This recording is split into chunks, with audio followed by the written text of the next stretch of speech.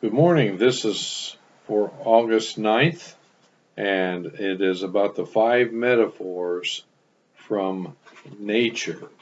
Now, a metaphor is saying that you are something.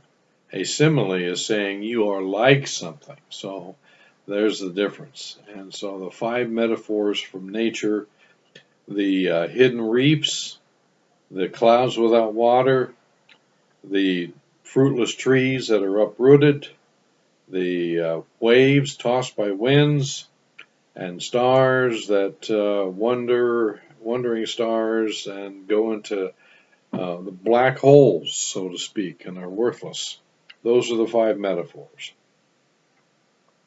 But building up to those five metaphors, Jude says, look, there's these worthless moles. They burrowed their way into the church unawares, but God has them marked out. And God is able to judge them as he did the unbelieving Israelites, the fallen angels who left their first estate and took up with the women on earth, and those who from Sodom and Gomorrah. He could save faithful Lot, but Sodom and Gomorrites he judged with fire and brimstone. And so these moles aren't going to be fooling God, and they will get theirs. The false teachers also don't have a clue as to what they're messing with. Like the pearls that are cast before swine, these teachers are unable to appreciate the doctrines of the church, what the Bible teaches. They invent their own beliefs, and so they're false teachers. They revile angelic majesties. Even Michael the archangel would not bring a railing accusation against Satan when they disputed over the body of Moses, but said, "The Lord rebuke you." And their motivation is characterized by Cain, Balaam, and Korah. Cain, he wanted to go his own way. He didn't want to follow the way of the Messiah or Christ. He came to God and he says, look, I want you to accept my vegetables, my wheat. I'm a gardener. I'm not going to bring a blood sacrifice. And he didn't have faith and obedience in there, and God rejected his offering. And then when he killed his brother, God punished him and said, okay, that fruit and that vegetables and the grain and stuff that you're raising that you're so proud of, I'm taking that from you. And you're not going to be able to raise anything. You're going to be a wanderer in this earth. And Balaam, he was a prophet of God. Donkey had to talk to him for crying out loud to keep him on track. And he finally found a way. Look, I can't curse God's people. I can't bring any words from God that would curse them. But this is how you can trip them up. So pay me a good amount, and I'll tell you how. So he didn't care about God's people. He was in it for the money. And then there was Korah, and he got 250 people behind the scenes, and they tried to pull a politically motivated takeover, and God took them down. So they were imputing to Moses and Aaron motives they didn't have, and they constructed all this so that they could gain power. And so their motivation is characterized by those three men. So Jude compares these men also then to the five natural phenomena, and that's what we're going to look at now. And it says here in verse 12, these are the men who are hidden reefs in your love feasts when they feast with you without fear. Now there's a lot to unpack there. First of all, hidden reefs. The reason why reefs that are hidden are dangerous is because a boat does not see them, people on the boat, and they'll come up and all of a sudden they'll ram into these reefs and the boat will be destroyed.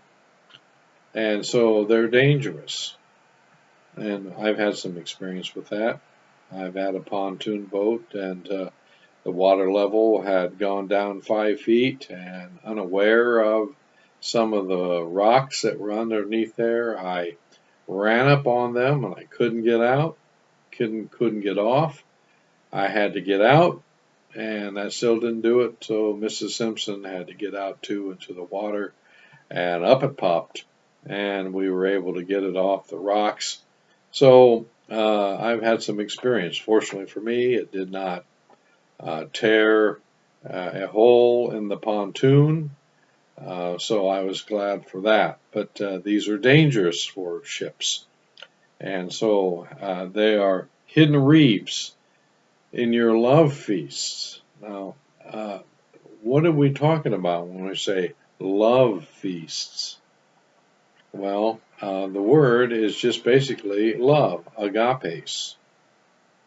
And it would be agape if it was singular, but it's agapes, it's plural. Love feasts or feasts of love. And what in the world are we talking about, and why are they called love feasts? And we know that this was communion back at that time. And the reason why it's called love feast, this communion service, is because that is when the Lord gave his commandment. You have heard, thou shalt love your neighbor as yourself. But I say unto you a new commandment, that you love one another even as I have loved you. It's a higher standard. And so it became known as the Lord's commandment, and is on par with the Ten Commandments, which are summarized in love the Lord thy God with all thy heart, soul, mind, and might. And then the last five, love your neighbor as yourself. But then Christ said, love one another even as I have loved you, a new commandment. And it's the love commandment. So it was yoked with that meal called the Lord's Supper. And sometimes instead of calling it the Lord's Supper, they would call it the love. We're going to celebrate the love, or we're going to celebrate the feast of love. And so this was known as that. And these men who were unbelievers, but they thought that they were scuttling these feasts of love. Now, some people say that the early church, celebrated a covered dish dinner, and there were abuses, so they got rid of it. And they don't celebrate that anymore. But we have covered dish dinners all the time in churches today. But then we have communion, and we would make a differentiation between covered dish dinners that do not have the religious significance pointing to the bread and the cup, and then just covered dish, then also dinners that do point to the bread and the cup. And there are some well-meaning friends of ours, Bible believing, that totally take this and set it aside, and they don't want to celebrate the love feast, which has tremendous significance in relationship to communion. And I want to take you to a passage of Scripture. This is a rabbit track that I planned on taking you to. Look at 1 Corinthians chapter 11. And I want you to see the yoking and the integration of the meal and the bread and the cup. Verse 17, 1 Corinthians 11. But in giving this instruction, I do not praise you, because you come together not for the better, but for the worse. For in the first place, when you come together as a church, I hear that divisions exist among you, and in part I believe it. For there must also be factions among you, so that those who are approved may become evident among you. Attitude is very important as you're coming into this meal. Verse 20, therefore, when you meet together, it is not to eat the Lord's Supper. Now, this was the eating of a meal. For in your eating, each one takes his own supper first, and one is hungry and another is drunk. We're talking about meal proportions. So anything that is talking about just the bread and a cup is not properly viewing this passage. This is a meal. What, do you not have houses in which to eat and drink? If you are so hungry, eat at home. If you have to eat your food before someone else and you can't share it with one another? Eat at home and then come and then eat again. When we are having communion, I have a tremendous hunger problem sometimes, especially if I don't eat on time. And so to make the meal that's pointing to communion proper for me, I usually eat before I come, at least a sandwich or something to take the edge off. So I don't have this attitude, it's all about the food. And it says, or do you despise the church of God and shame those who have nothing? What shall I say to you? Shall I praise you? In this I will not praise you. All right, it's a sharing. That's what communion means, is sharing. You're going to share the food. You're not going to say, this is my food. You got to have your own. If you don't have any of your own, too bad. That's not the way it was supposed to be. This is a love meal, and it was to be shared. And it had a religious significance. Verse 23, for I received from the Lord that which I also delivered to you, that the Lord Jesus, in the night in which he was betrayed, took bread. Okay, now that means there was already a meal going on. And then he took the bread from the meal, he blessed it in a special way, and he said, this is my body, which has been broken for you. Take and eat. And when he had given thanks, he broke it and said, this is my body, which is for you. Do this in remembrance of me. In the same way, he took the cup also after supper, saying, this cup is the new covenant in my blood. So he took the cup after supper. It was an integral part of the supper, just taken from the table, and he blessed it, and he passed it around and says, this is my blood, which is shed for you. Take and drink of it. And then it says in verse 26, for as often as you eat this bread and drink the cup, you proclaim the Lord's death until he comes. So that meal that they are having, that supper called the Lord's Supper, then had the elements of the bread and the cup taken from it, and that significance of the Lord's Supper led into what we call the bread and the cup.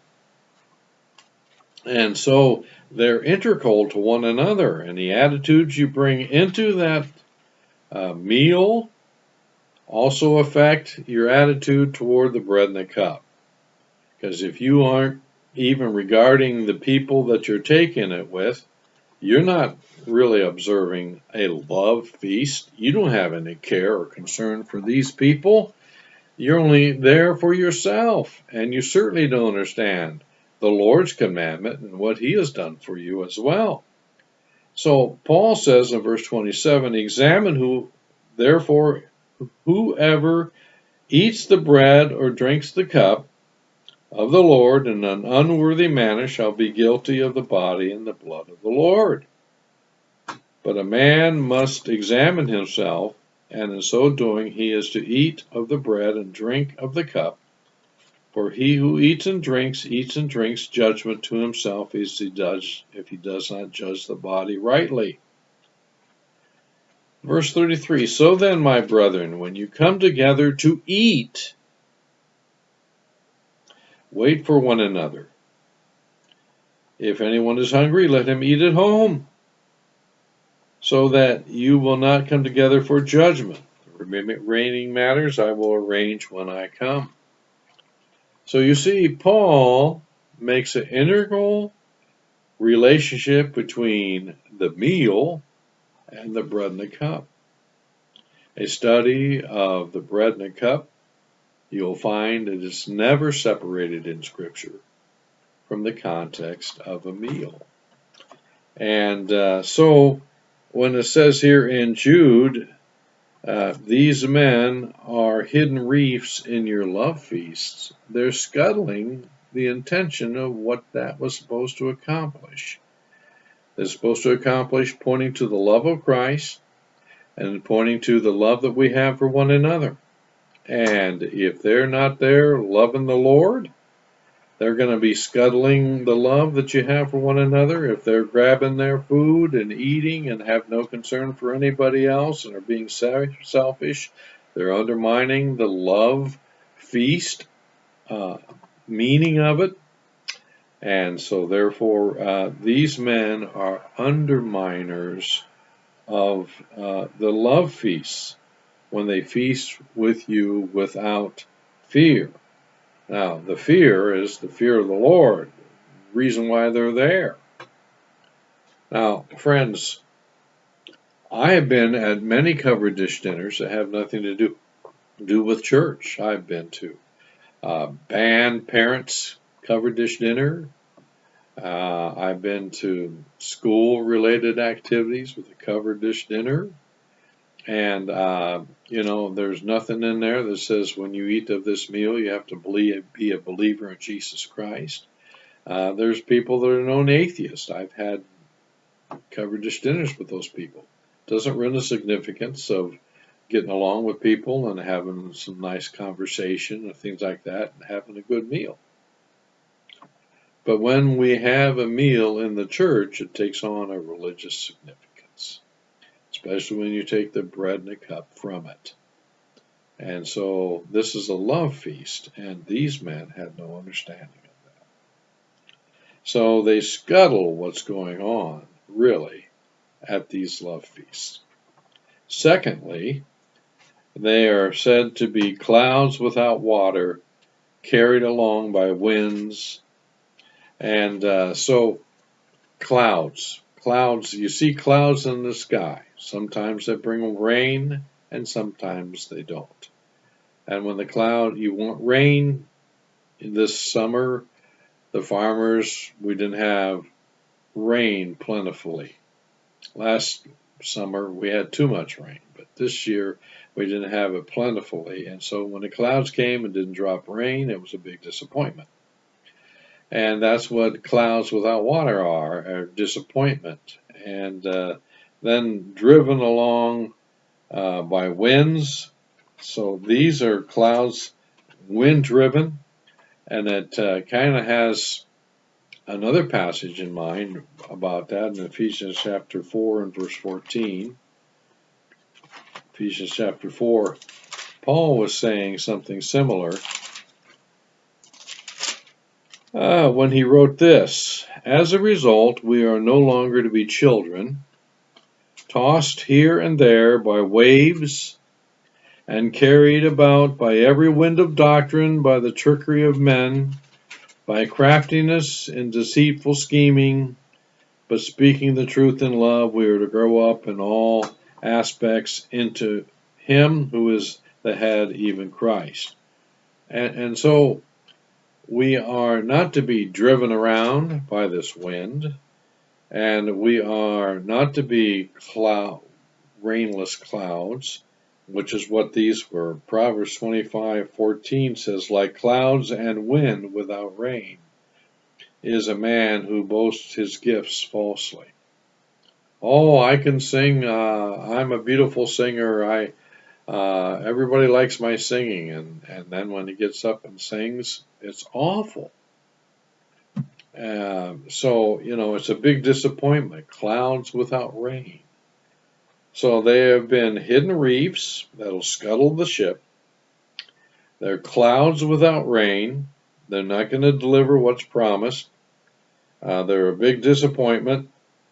And then there are trees without fruit and doubly dead because they're uprooted. Now, getting back to Jude, I want to read that little comment. I think I almost quoted perfectly, but I want to make sure I got it right. And it says, autumn trees without fruit, doubly dead, uprooted.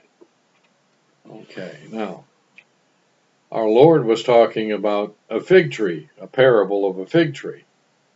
And the owner went up to the fig tree and he looked to see if it had any figs, and it didn't. It was the time of figs.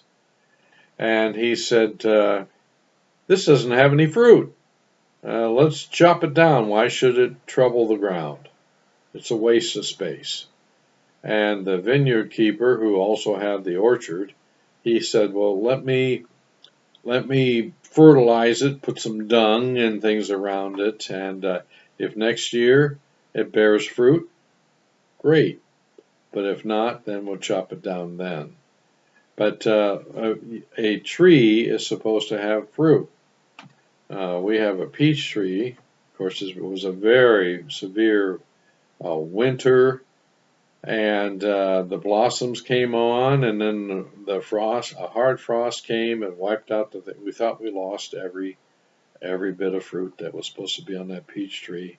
And then, to our joy, we found two little peaches. And we've been looking at those peaches, and you want fruit off of a tree. You get joy out of it. But if there's no fruit at all, it's a big disappointment. And that's what these men are.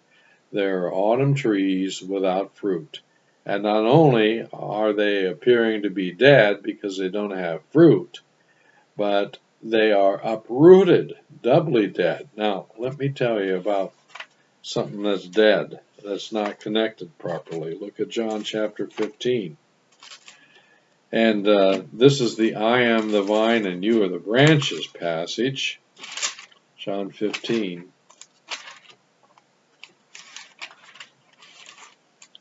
I'll get there. I am the true vine. My Father is the vine dresser. Every branch in me that does not bear fruit, he takes away, and every branch that bears fruit, he prunes it so that it may bear more fruit. You are already clean because of the word which I have spoken to you. Now, he was talking to everybody but Judas. He had left. Before this, he was washing their feet, and he said, You are clean, but not all of you. And he said this because Judas was there. He was not the clean one. And I think that he was saying this so that people would understand that Judas was one of those branches that had to be taken off. And he said to him, I never knew you. I never knew you. So it wasn't that Judas lost his salvation. He never had it.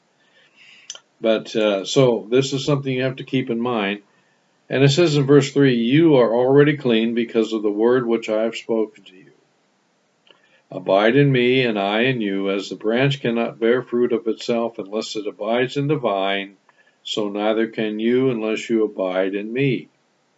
I am the vine, you are the branches. He who abides in me, and I in him, he bears much fruit. For apart from me, you can do nothing. If anyone does not abide in me, he is thrown away as a branch and dries up, and they gather them and cast them to the fire, and they are burned. That's Judas. Okay, that's how that's explained. And there's a number of people who don't understand this passage, don't understand the broader context, and who's clean and who isn't. And so they say you can lose your salvation. That's not what that passage is teaching. And doubly dead, uprooted, not connected to the strength-giving roots and trunk. And so that's what these guys are. Fruitless trees that are even uprooted, doubly dead, no chance. And then we have the waves. Going back to Jude, once again, picking up our fourth metaphor. And this says here, wild waves, not just waves, wild waves of the sea, casting up their shame like foam. So I've had some experience with being near the ocean. My wife loves to be by the ocean.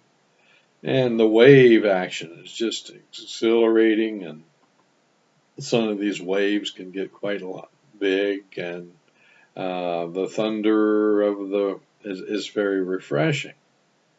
But sometimes, as it gets real churny, there's this foam, and this foam can become quite disgusting. Some of the stuff that it exposes that's in the water. And dead things and little pieces of shell and little pieces of branches and waste materials and trash and all kinds of things. It's foam. It's displaying some of the unseemly aspects of what's in the sea. And so this is wild waves, and they're wild. They they might keep it hidden for a while, but they are wild. And they cast up their shame. Sooner or later, it's revealed. And that's the sad part of it. If they were only affecting themselves, that's one thing. It's bad enough. But they aren't affecting just themselves. They are affecting other people. And as they're affecting other people, um, they have things hidden. And then somewhere along the line, you find out that this false teacher was having an affair with the secretary, or he was taking money, embezzling money, doing all kinds of evil and weird and wrong things. And it comes out. And so this is the shame of it all. And James, who is the brother of Jude, he uses similar imagery when he says here in James chapter 1 about people who are double-minded and their lack of faith. He says, but he must ask in faith without any doubting, for the one who doubts is like the surf of the sea, driven and tossed by the wind. For that man ought not to expect that he will receive anything from the Lord, being a double-minded man, unstable in all his ways. So there's a very similar imagery, not exactly one-to-one correspondence, but it does talk about the waves and the foam and the toss by the wind. And Jude, they lived in the same household. They were familiar with the same imagery. And so unstable, double-minded, unreliable. And then the last metaphor, it talks about wandering stars. Actually, the word wandering is planetes, planetae, and the stars is asteros. So it's really more talking about like asteroids. These are star-like. They're not planets. Planetae means wandering. That's what planets are, is wandering stars. But this is wandering asteroid stars. They're like asteroids or shooting stars. More of that. Just beep, and they're gone. They hit the atmosphere, these rocks, they flame up, and then they're gone. And so, wandering stars for whom the black darkness has been reserved forever. Kind of an imagery pointing to hell also. And so if you're waiting to find direction, you look up and you try to find the North Star. It's always going to be there in that north position.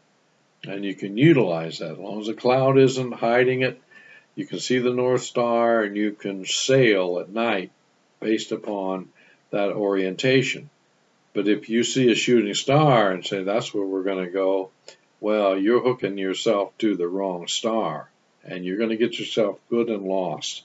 You can't gain any light from a shooting star. It's just for an instant, and it's not going to be something that will guide you. So those are the 5 metaphors that we have. We have the hidden reefs that will scuttle a ship. That's really one of the dangers we want to be careful about, because you get false teachers in there and they're going to ruin the church. The church is the ship. And as they're steering it improperly and hit those reefs and ruin the church. Then you have clouds without water, very defrauding, don't deliver what's promised. They get people's expectations up and then they cannot deliver. They're wind driven, and so they're not dependable. You think, oh, here's a tree, we're going to get some fruit from this, but there's no tree, it's dead from that standpoint. And not only is it dead from the standpoint of producing fruit, but it's no chance of it because it's uprooted, it's not connected to the life giving ground. Jesus Christ said, I am the vine, you are the branches. If you abide in me, you'll bear much fruit. And they're not abiding in the Lord. Then you have the waves that are driven by the wind. They're wild, they have shame. Eventually it comes out, and you see all of this. They're unstable and unreliable.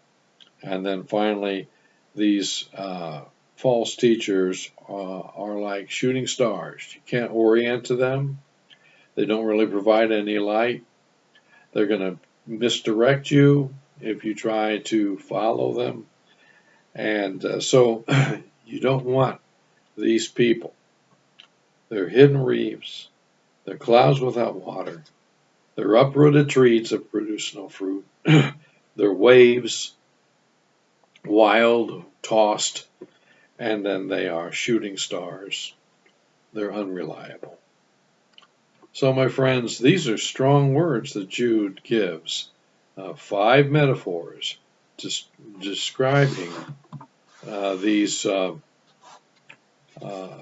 false teachers.